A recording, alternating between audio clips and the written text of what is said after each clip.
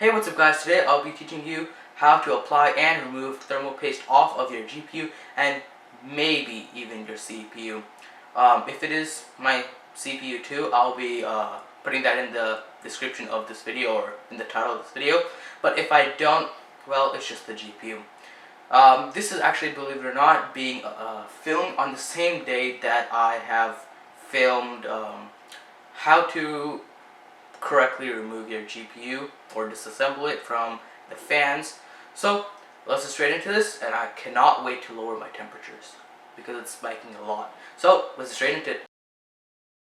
You know guys, I just made a Discord server, so I'll be linking that in the description below. We'll do a lot of gaming and a lot of Q&As. We already started doing Q&As, so streaming is on the way since it's now summer break and I have a lot of time. So I'll be streaming on Discord, which is my channel right here, and YouTube. So stay subscribed and hit the notification bell so you really know when I actually start streaming. Anyways guys, let's get back to the video. Okay, so it's the same procedure here. Flip the whole thing around. If you have a guard, like the shield at the top, you will wonder if you move that first. But in this case, since I have this 1660 Super from Zotac, I don't need that. So anyways, let's get unscrewing. So as usual, we have the 6 screws, as I said at the other video, or in the other video. Yeah, these screws do have this spring-loaded, these are spring-loaded, so if you screw them in tightly, you will feel some kind of clicking noise. So you don't screw it in that tight and you don't damage anything. So let's just remove them for now, and I'll add them back later once we're done. So we just want to put these aside, and preferably you might, or you will actually want a screwdriver with a magnet. This will just make the process 10 times easier and less frustrating. So let's just remove this for now. Okay, so now we have unscrewed all of these 6 screws. They're all on the side right here, so I'll just move them aside, and hopefully the GPU just opens. All I have to do is just put a little bit of pressure. You might break it, but actually no, it just opens like this. It's actually pretty simple. There's no need to do anything. All you need to do is just unplug this fan cable right here. Depending on how many fans you have on your GPU, there might be multiple. Some cases 2, some cases 3, rarely 3, but yeah, I have 1 right here since I only have 2 fans. Okay, so removing the fan out, we have all of this right here. So the first things that you will need is some isopropyl alcohol. Hopefully you can read this. So all you need is some kind of alcohol pad or alcohol, liquid.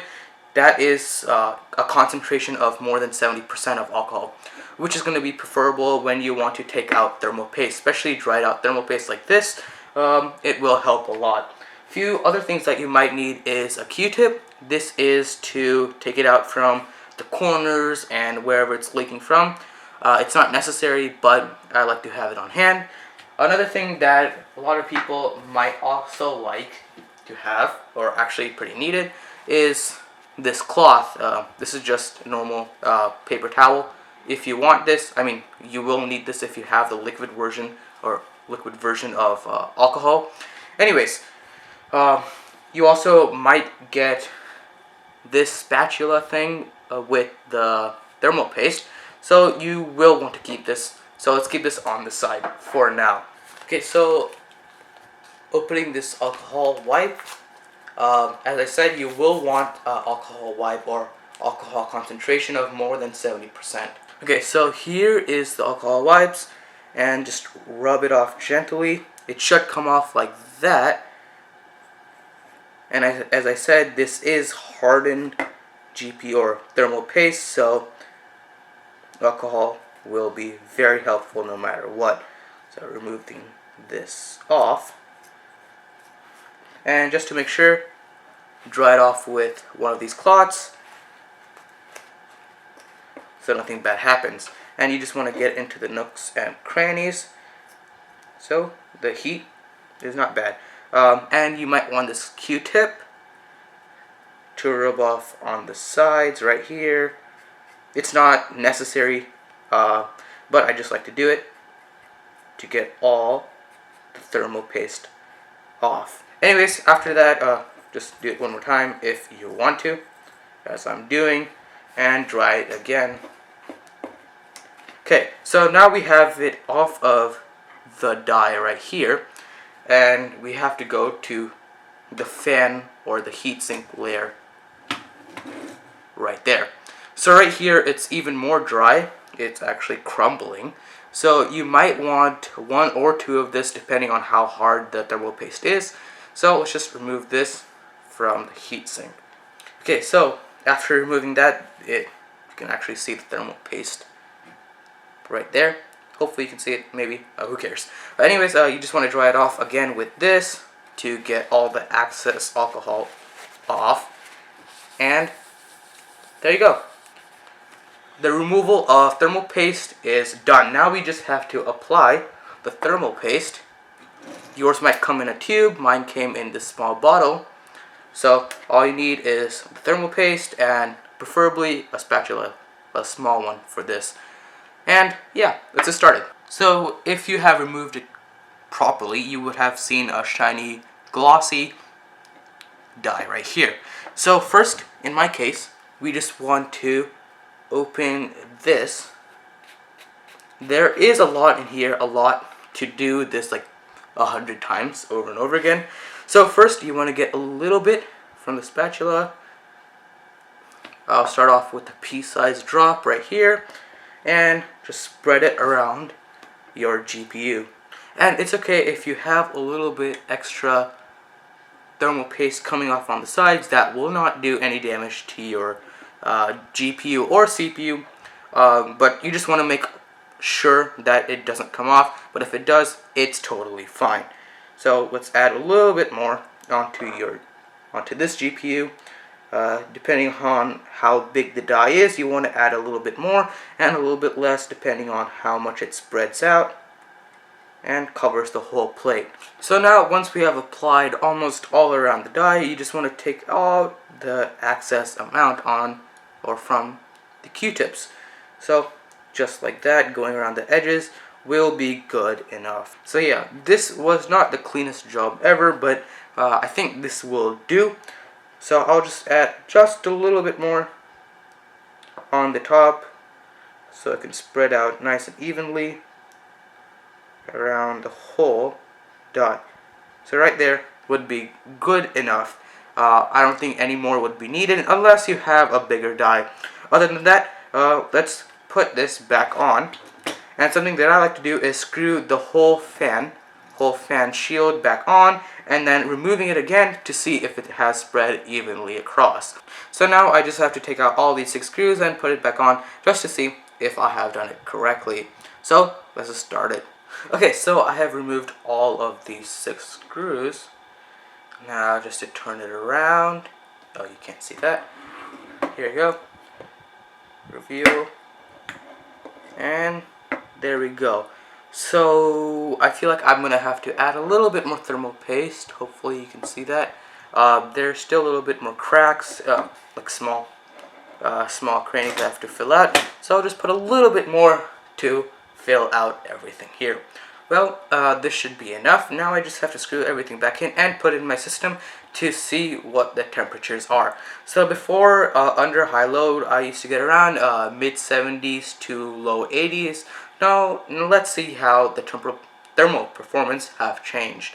So let's screw this back in and let's test it out. So this clip right now that's being recorded is actually a clip that I'm recording 2 weeks after the previous clip. The reason is because thermal paste has to settle down for around 2 weeks or approximately 200 hours for it to be in a favorable temperature.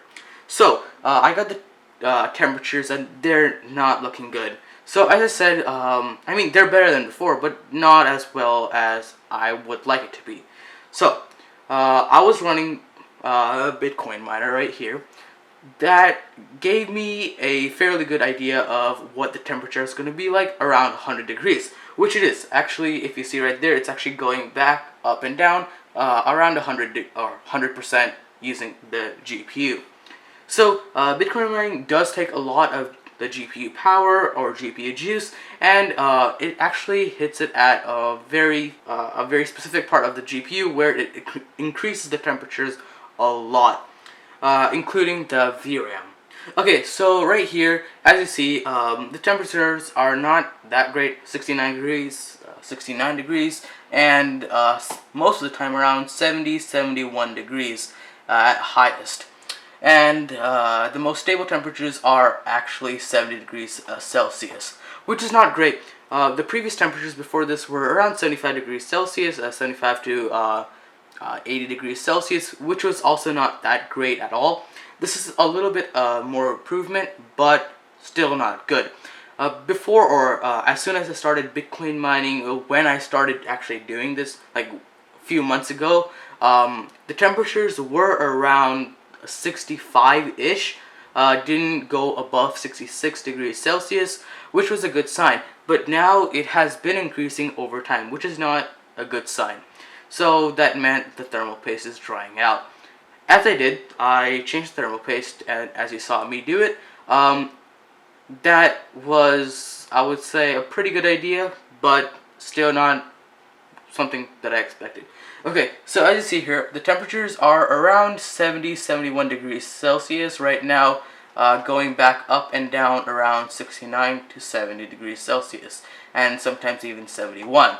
Okay, so my GPU is undervolted and overclocked. What I mean by that, I actually undervolted my GPU to the 90% power limit, which actually limits the thermal to 79 degrees Celsius, which is pretty good. So I don't deliver more power than this GPU needs. Next up is the memory clock. I actually increased this to plus 900. This will obviously increase the temperatures of the GPU, but I did this before, like a few months before, and the temperatures were around 60 to 65 degrees Celsius, which is a good temperature for a GPU or for any GPU to be at. Next up is I actually changed the fan speed, which has been the normal fan speed as it always has been. I just increased almost everywhere, and the temperatures are still not looking good. It's either the GPU doesn't have great cooling, or the thermal paste is not a good thermal paste. So actually, I'm going to be buying another thermal paste tube this time from, I think, Noctua or one other trustable brands like Noctua, Thermal Paste, maybe Thermaltake maybe, or even Cooler Master, depending on which is cheaper, I guess, and have better reviews. So I'll be making another video where I actually test that thermal paste out and see if it changes the thermal performance. And as you see here, it just reached 72 degrees Celsius, which is not good at all.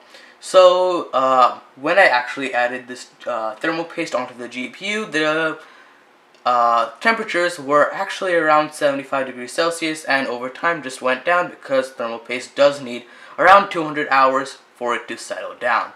So the max is 72 and the minimum is 42 at resting, which is still not great, but I can accept whatever I can. So I'll be making part 2 or 3 of this video where I actually change the thermal paste and put thermal paste from Noctua, Cooler Master, Corsair, or maybe even Thermaltake, and seeing how that performs. So, thank you guys so much for watching, and as always, make sure you subscribe and turn the notification bell on so you don't miss a single video in the future. And thank you for watching, and I'll see you guys in the next one. Peace.